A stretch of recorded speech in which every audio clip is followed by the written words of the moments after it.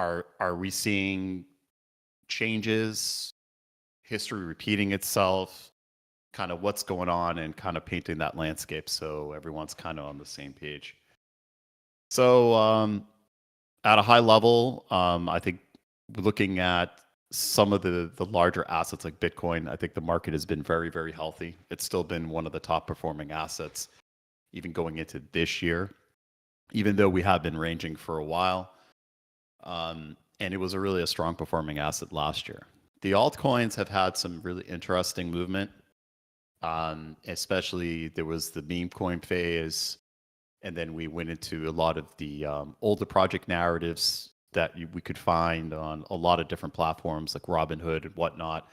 So we saw a lot of movement in Doge and XRP, HBAR, and a lot of other projects. Testing. Shit. Energy in the crypto markets that not only propelled crypto, but a lot of the Trump trades as well. It's kind of really pushing hard at the end of 2024.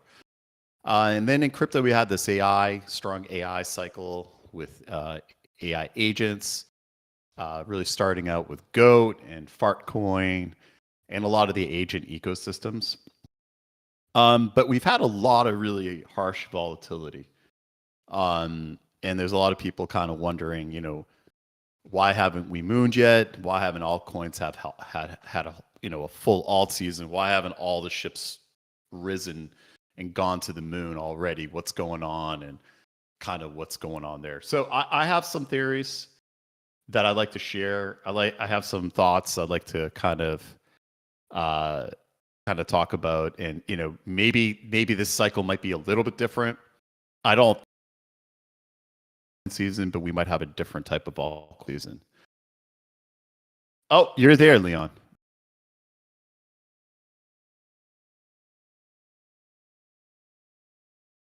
Yeah.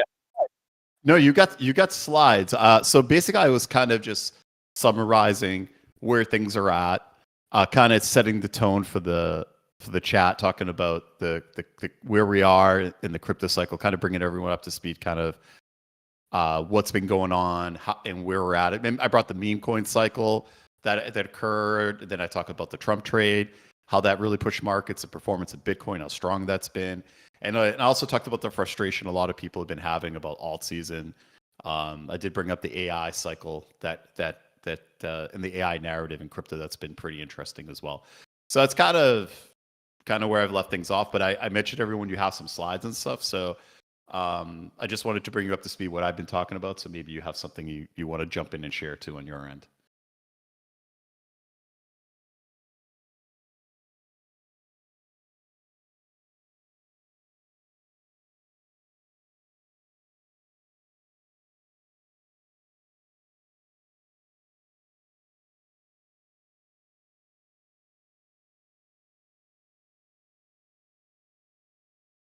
Yeah, it's grayed out for me, just like it was last time.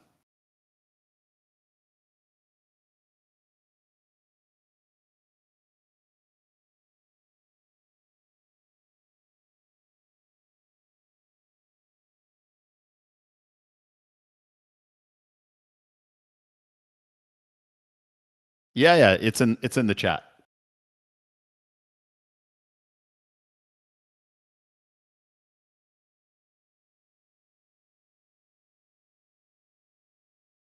Yep.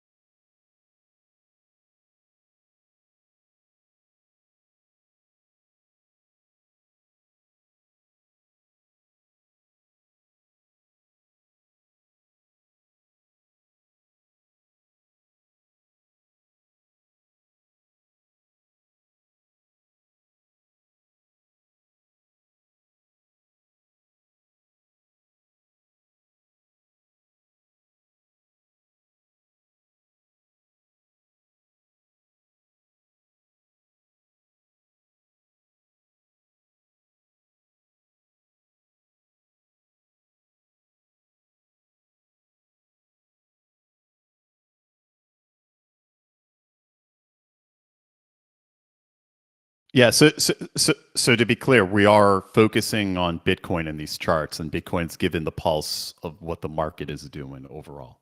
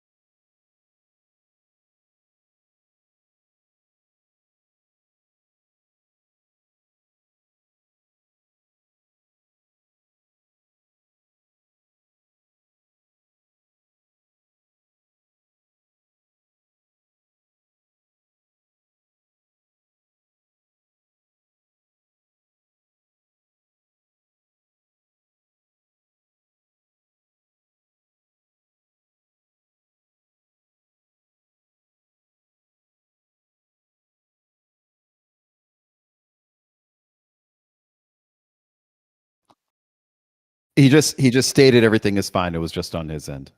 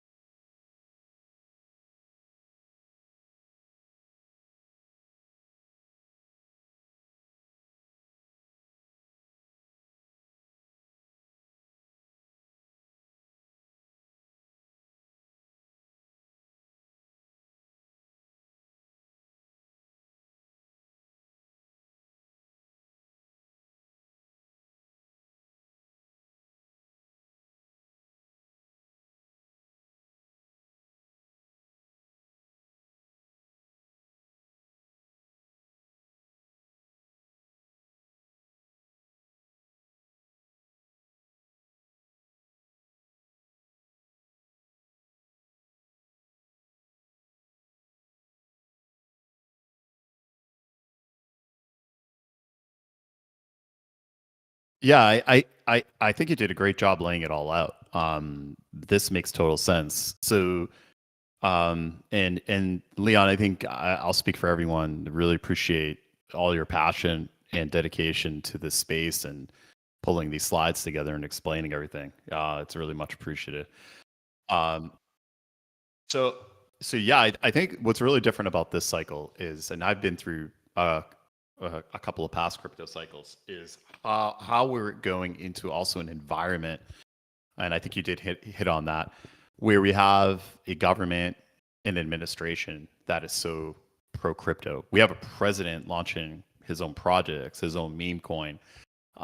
You have his family coming out and talking openly and excited about the whole industry and saying and actually signing, major executive orders to make sure that the United States is a global leader in this space. So a lot of exciting stuff to kind of lay that foundation. To me, that's like kind of that foundation layer to kind of really support climbing the ladder that you laid out.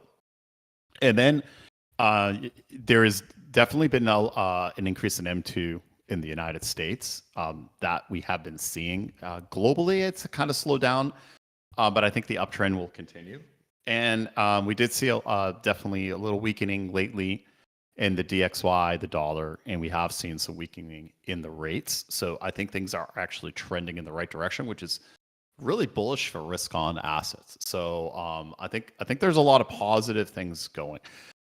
I did, and actually before I go into possibly some of the challenges we might see, so a couple more things. We've never had a company like MicroStrategy purchase Bitcoin at the rate that they're buying it, and using some very interesting methods of acquiring Bitcoin at the money market offerings, convertible debt, and now they're going to be offering a new ticker symbol with preferred shares with an 8% yield. A lot of exotic type of funds that came out, and also we need to talk about the ETFs, which have been a huge pull for Bitcoin liquidity. IBIT really leading the way, and many others. And then in addition to that, we have also seen some new ETFs that have been submitted to the SEC, Solana ETFs, Bonk, WIF, XRP, Litecoin, and many others. And there have also been some suggestions that there could be some ETFs of pools of different cryptos where people can invest in.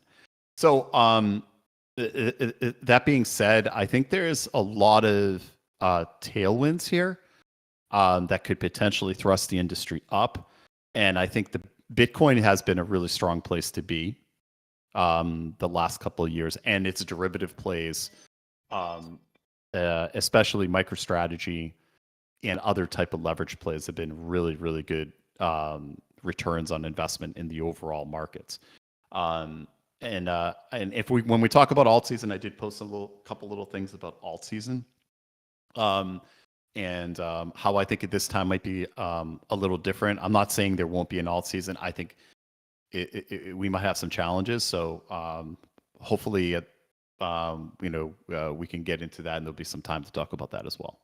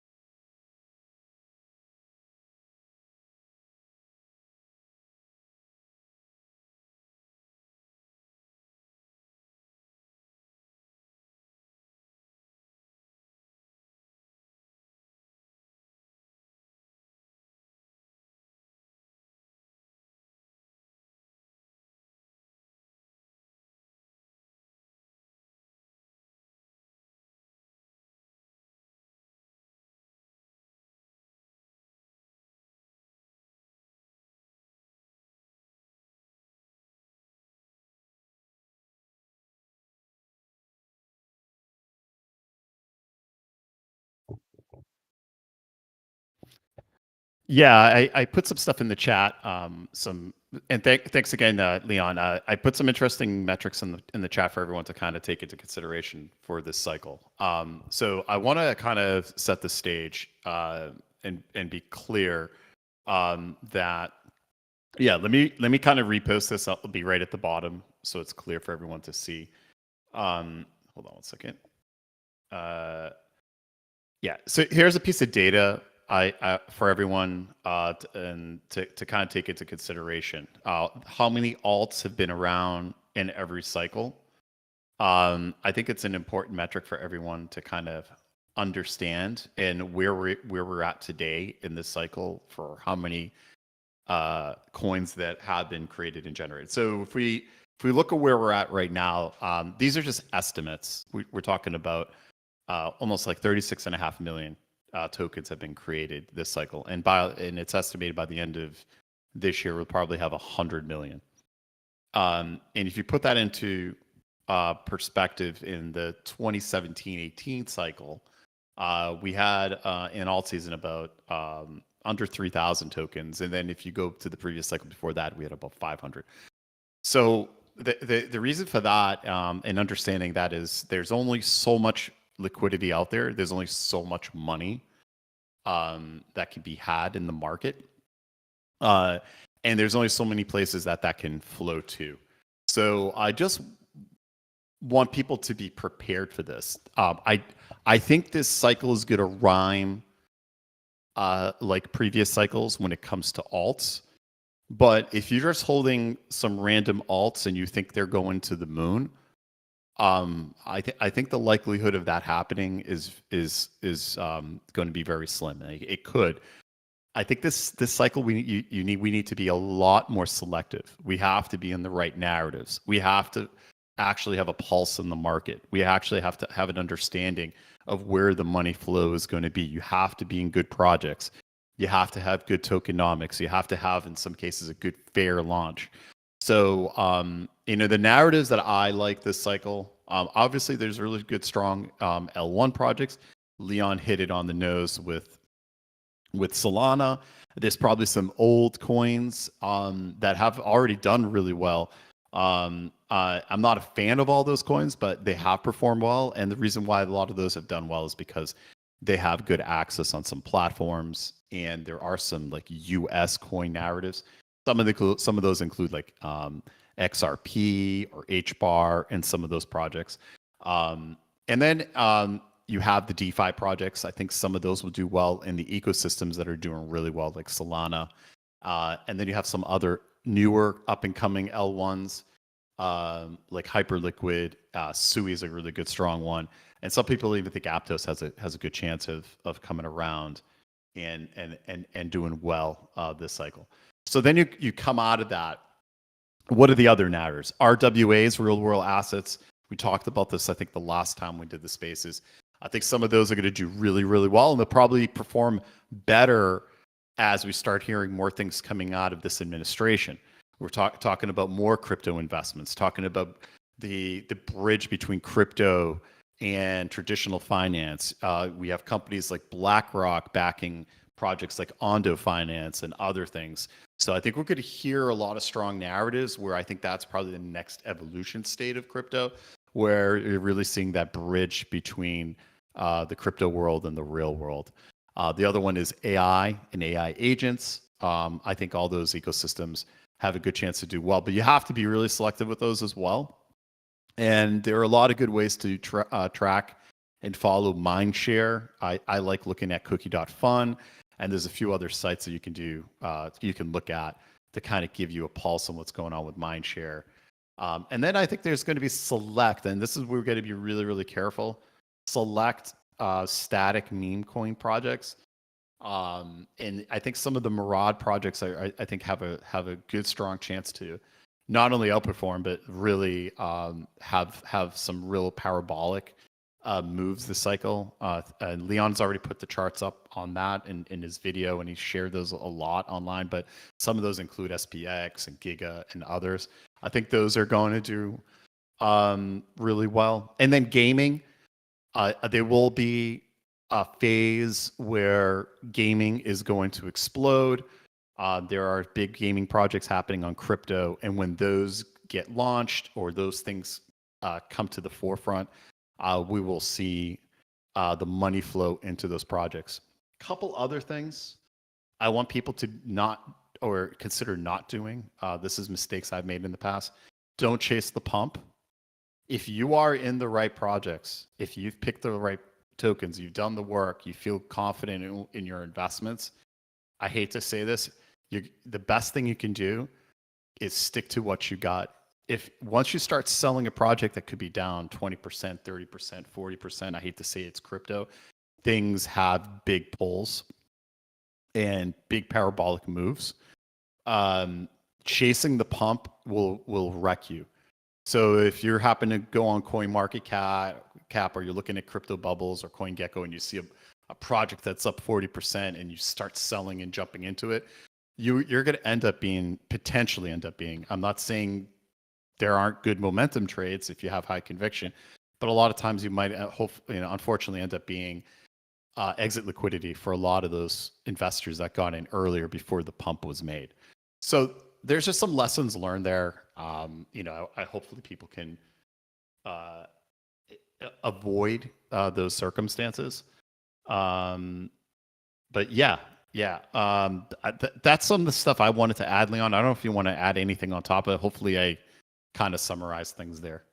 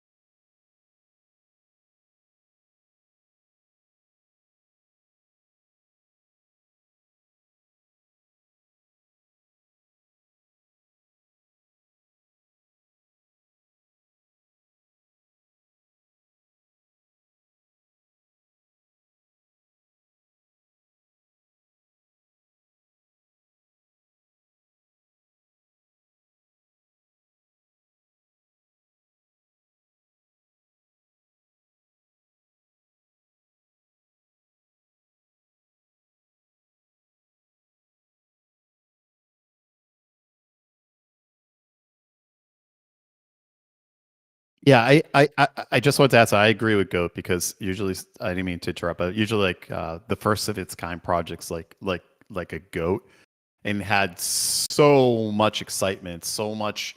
I mean, it was a shock and a game changer to the markets when we had the conversion of crypto and AI. That's why I think Goat will always be kind of like one of those special projects. So I just wanted to add that. So I agree. I think Goat has a lot of potential still in this cycle.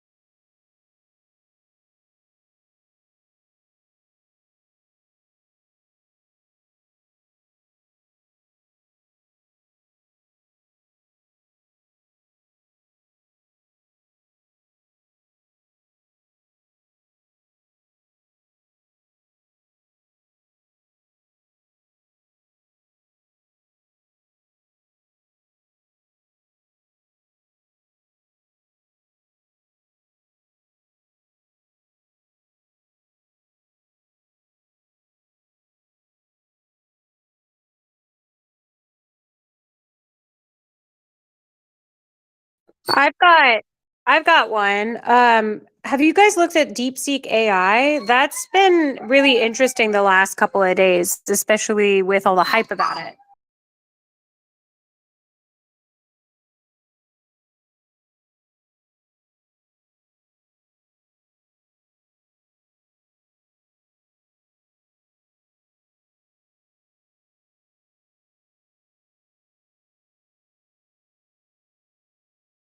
Yeah, it came out a couple of days ago, but I've already made like double my money back, and the amount of holders has quadrupled in 48 hours.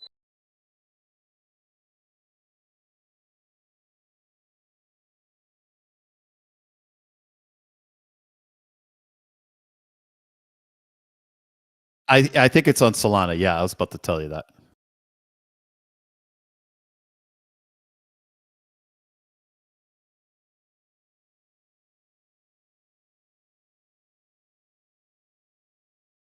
Yeah, it's at way less than a penny. There's two of them out. One of them was at like 3 or 4 cents, and the other one was like 0.00000. You know how it goes.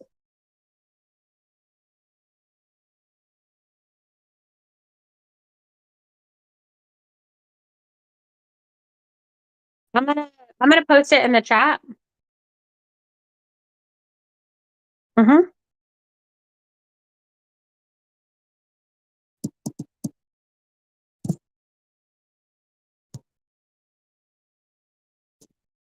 There you go.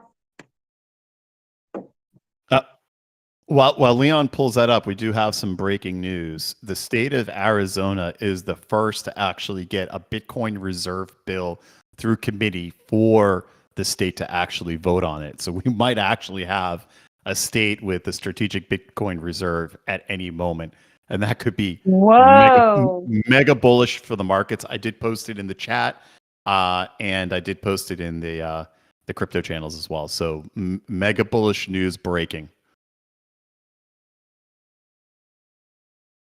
Arizona. It's out of committee, and now it's going to the state legislature to vote. And the early signs are they actually might have the votes to get this going the first time around.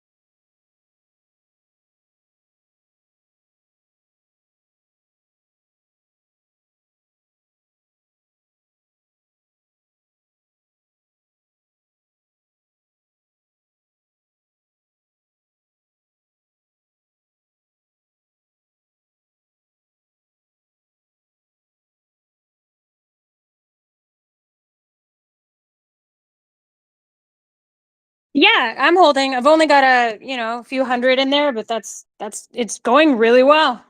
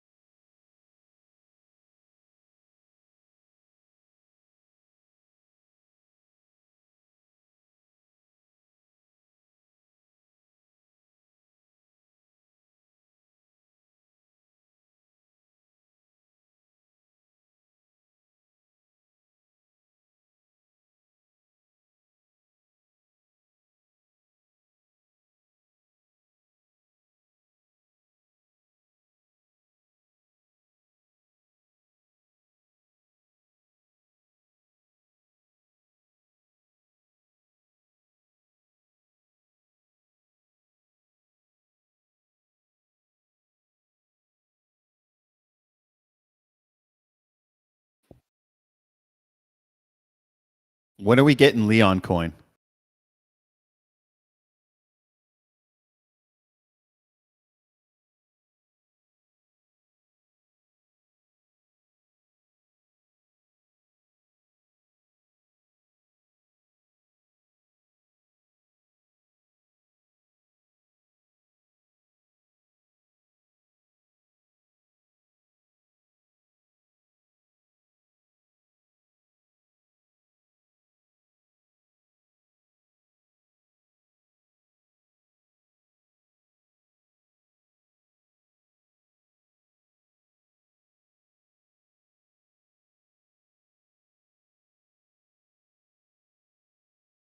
Yeah, the actual project or the token.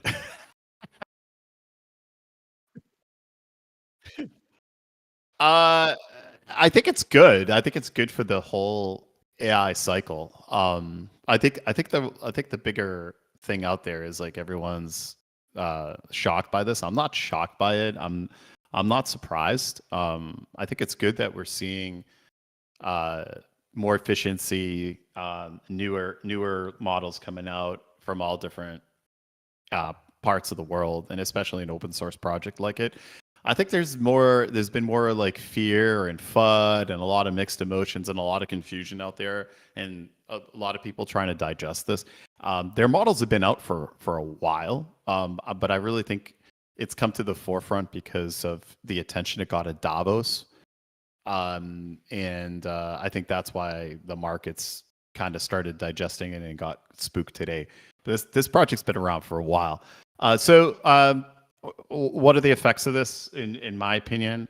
I hate to say this, I'm not as bullish on AI hardware, because naturally, if you're going to get more efficient models, they're going to use less compute and less energy over time. I'm not saying AR. Let me just be crystal clear. I don't think AR hardware is going anywhere. I don't think it's going to zero. But I think maybe we've reached peak. Maybe we're near peak. I have no idea. I can't call that out. But as an investor, I would not. I personally either would be limiting, or would be a little fearful of having a lot of exposure to AI hardware. And I think it's really good to be focusing on AI software plays with large moats, proprietary data, great leadership, and large TAMs. I think those are the safer bets. And looking at other emerging players that are actually solution providers that can be later market plays. But yeah, I like what's going on. I like the shakeup. I like the excitement. I like that things are getting pushed and they're progressing. I think we're going to see more and more efficient and effective models really coming out in a hard way. And I think we're going to see that from OpenAI. I think we're going to see that from Meta and many others. So I think DeepSeek is just going to be the first of many that are going to show a lot of progress. But that's my quick take.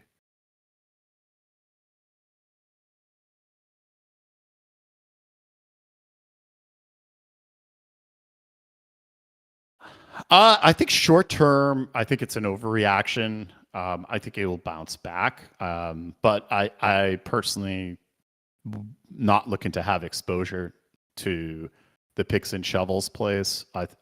Especially the energy plays and all these derivative plays like nuclear and all that. I think those are really risky. And so the thing is, how do you assess risk reward, right? Eventually you go from picks and shovels to solutions. That's kind of the gradient. I think you start in really early phase and eventually you have the exit winners. So I think I don't think all the exit winners are even in the public markets yet. I think there might be a handful or a couple out there, and I think people have been shooting those names and talking about those today in all different chats here on Dumb Money. But again, that's where my focus is: strong data sets, proprietary data, great leadership, large moats, and very large TAMs. I think those are going to be winners in AI, and I think it's going to be those with software. I don't think LLM solutions alone are going to be winners. I think they're more tools, but I think people leveraging large language models, and if they're building those, great. If they have good, strong moats and solutions around them, they can be successful. But LLMs alone, I don't think are going to be the winners. And again, I don't think NVIDIA is going anywhere.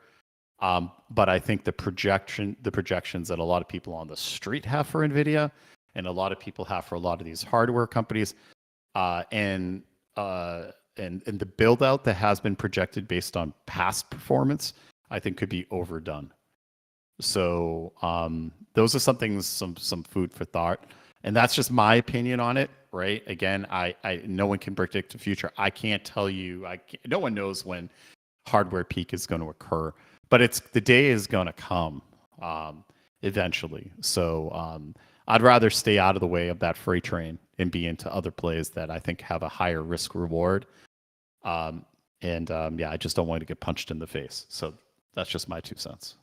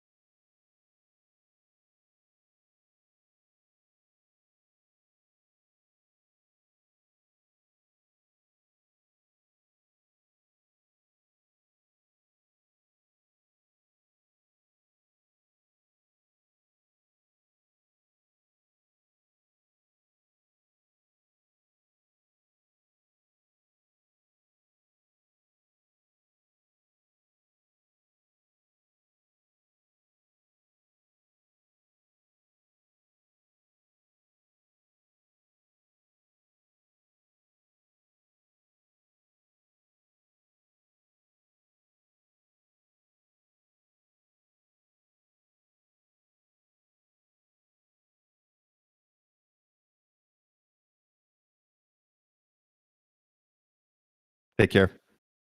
Thanks, Liam. Bye.